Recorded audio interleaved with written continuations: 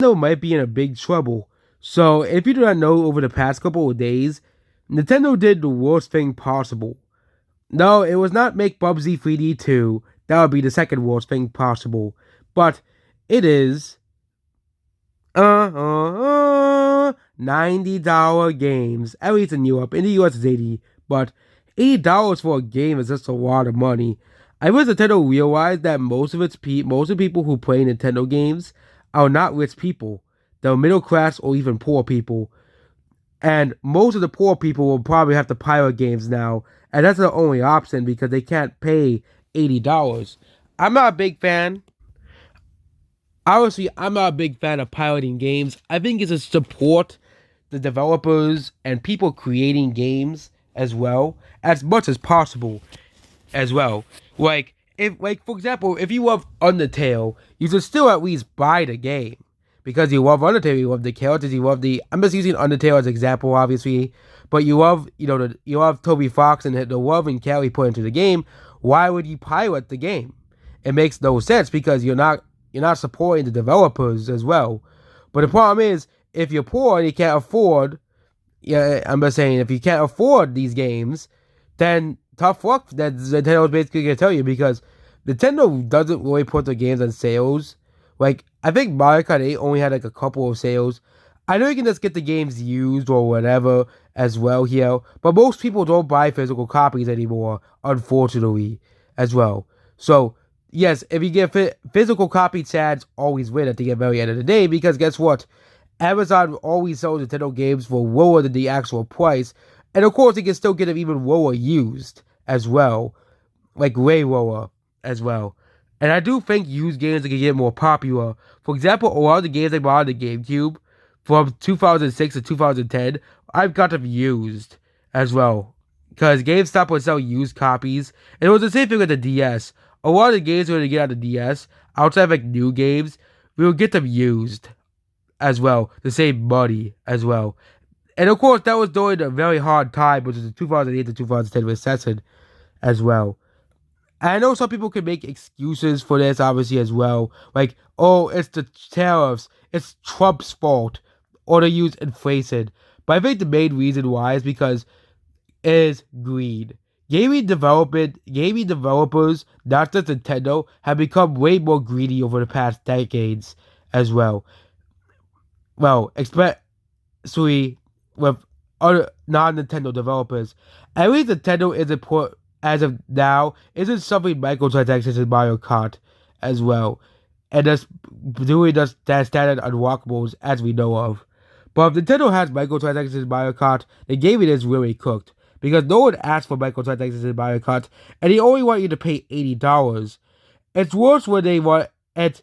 And also those free games that call themselves free, but you want to pay $40 every month for a battle pass. It's also just as egregious. So games like Marvel Rivals and games like Fortnite, they may be free, but you should still be paying a fee if you want if you want all the skins you want in the game as well. And it's not just it's also mobile games as well. With most mobile games, you give certain stuff for free, but if we want to progress with the game faster, or we want to get certain things, a lot of mobile games they want you to pay for the games, which requires you to have to pay $50 like every week to continue playing the game as well.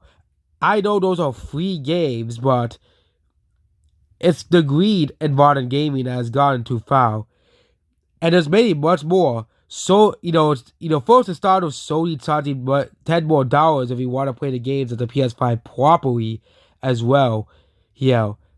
For example, if you want to play Death Stranding or Spider-Man, you would have to pay $10 extra in order to play the games at the upgraded graphics of the PS5 as well. It seems that Nintendo is following Sony's suit. And I think the problem is most people didn't talk about what Sony was doing and grabbing AF Spider-Man Remastered for $70 on PlayStation or The Last of Us Part 1 Remastered on PlayStation as well. And Sony just said, hey, we're going to continue this until dawn. I'm actually surprised they didn't put Bloodborne on the PS5, considering the fact that Sony is that greedy, that they're willing to port these games at $70. They're the same exact game, but they're slightly higher graphics. But you have to pay full price for them as well. I think the most egregious of them all that Sony did was Until Dawn. And then we have Nintendo's charging $80 for Kirby the Forgotten Land when I literally own the game. I don't need to pay. I still have to pay $20 extra to play the game on the Switch as well. And I know some people say, but it's optional if you want to play the game with better graphics. But again, I don't really care about graphics all too much.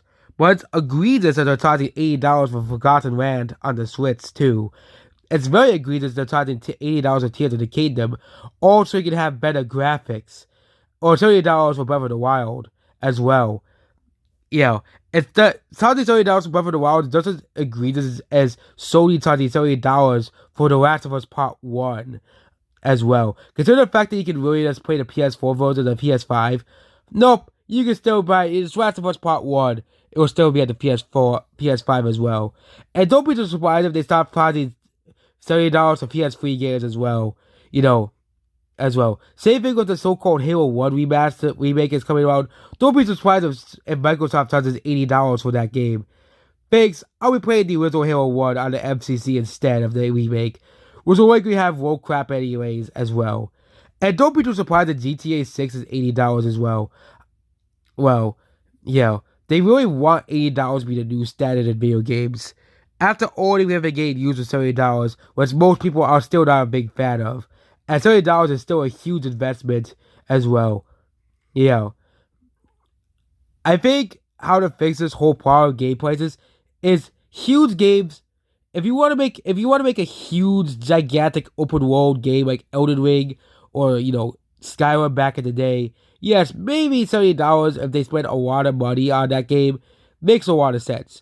But a game like Call of Duty, keep it at $60. There was no reason Call of Duty, FIFA, and Madden, when they're the same fucking game every year, should be $80. I think Mario Kart, I always think Mario Kart is a new game. It could be bad when EA sees this and starts charging $80 for the next FIFA and Madden and NBA 2K with 2K games. Or Activision charging $80 for the next Call of Duty. I think that's the main reason why people are really pissed off about the Mario Kart 8 price, because Nintendo's showing every other developer, hey, we can charge our games for $80 if we can get away with it. Activision will start charging $80 for Call of Duty. FIFA will be $80. Madden will be $80. Like, I know people, but GTA 6 and Mario Kart are worth it. Those games have hundreds of hours of content.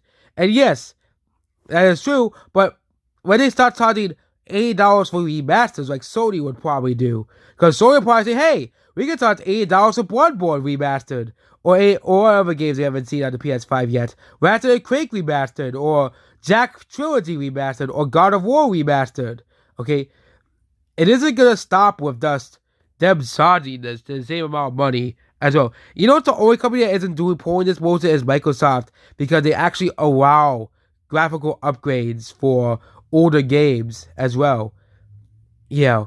So really, as of this point, the best option if you want to play games is probably either Microsoft Xbox consoles or PC, which have tons of games available from the Xbox and 360 and PS3 era all the way to now. Heck, Xbox has games all the way back to the original Xbox era as well. There are tons of old games you can play on the Xbox and also, if you have old 360 games, you can upgrade the games to higher graphics free of charge. Which I don't understand why Sony and Nintendo can't understand that. Why did we have to pay for higher graphics? It makes no sense to me. I get it. They want to showcase the big games. But I don't want to pay $10 extra to play The Last of Us with better graphics. I don't want to pay $10 extra to play Kirby with slightly better graphics. And also, graphics are not going to really improve that much, as really, we don't really see these huge graphical leaps anymore.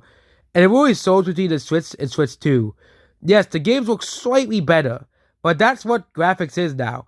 There isn't really much to improve on graphics and frame rate as well. We have kind of reached the pinnacle of that.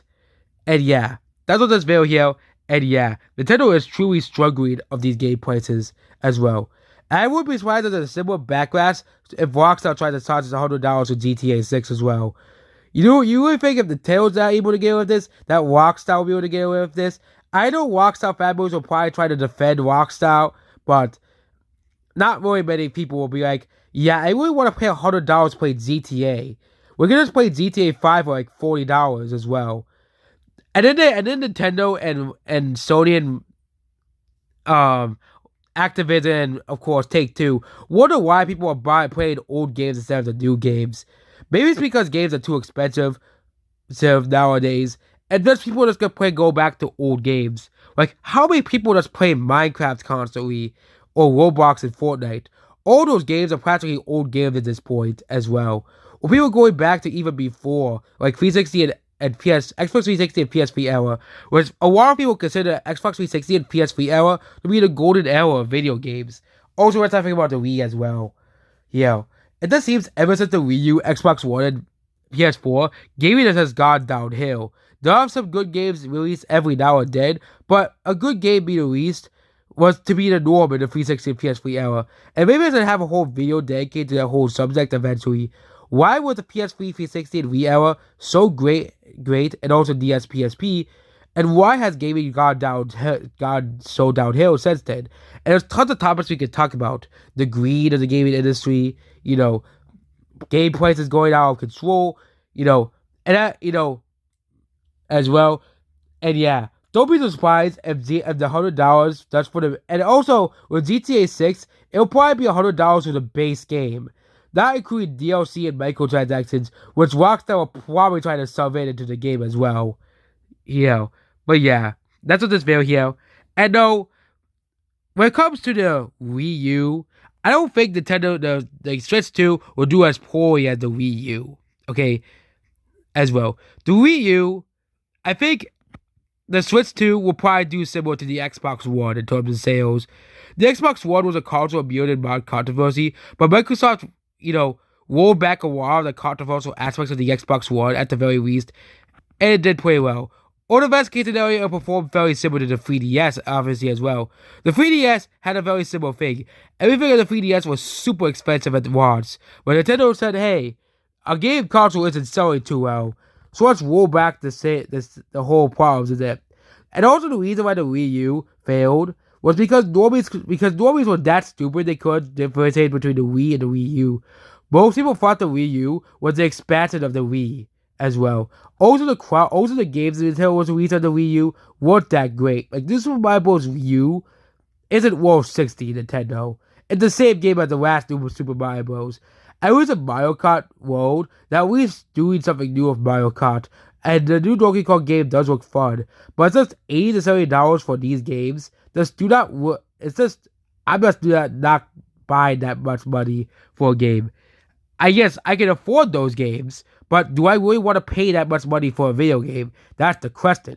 My most anticipated game of all the games that have been sold is the new Kirby Airline game. But I'm still not gonna pay $70 for a Kirby Airline game as well. I'll wait until the game drops like $55 or $56 before I buy that game as well.